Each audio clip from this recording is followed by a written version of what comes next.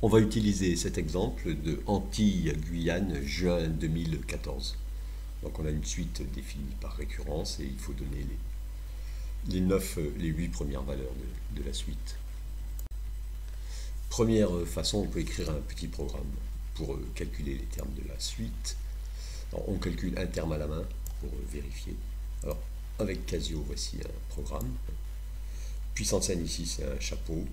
Et ici, c'est le petit triangle de Casio. Pour Texas Instruments, ça donne ceci. Ne pas oublier pause, sinon les 10 termes s'affichent d'un seul coup et on ne voit plus les 5 premiers, ils ont disparu.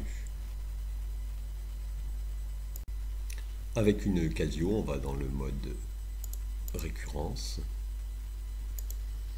Voilà, et on va écrire AN plus 1 en fonction de N et de AN.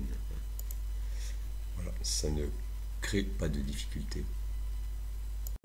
Avec une Texas Instruments, dans l'éditeur de fonctions, il faut d'abord aller dans Mode, choisir le mode séquence. Voilà, ici.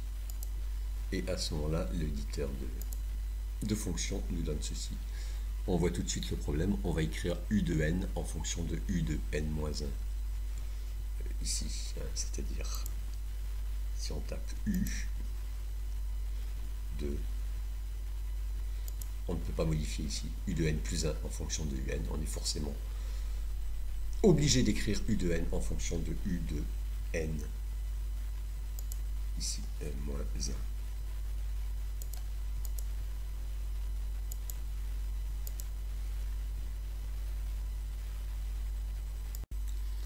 On doit donc écrire ici UN en fonction de UN-1. Alors, première façon la plus naturelle, on remplace N plus 1 ici par N, c'est-à-dire qu'on remplacera aussi N par N-1.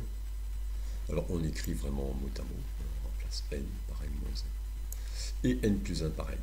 Ça donne ceci. Puis on remplace ici N-1 positif, bien sûr, par N supérieur ou égal à 1. Et à ce moment-là, tout va bien.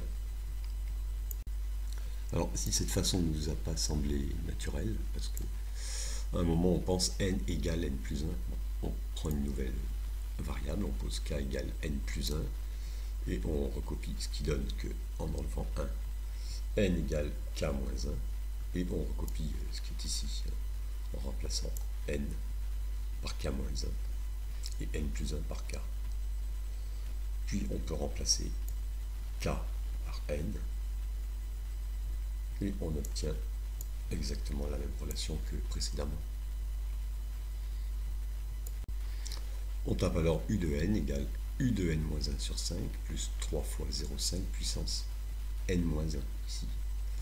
Et n min vaut 0, U de 0 égale 2. Et un peu curieusement, cette relation de récurrence ne fonctionne pas pour n égale 0, mais on obtient bien les bonnes valeurs qui sont ici.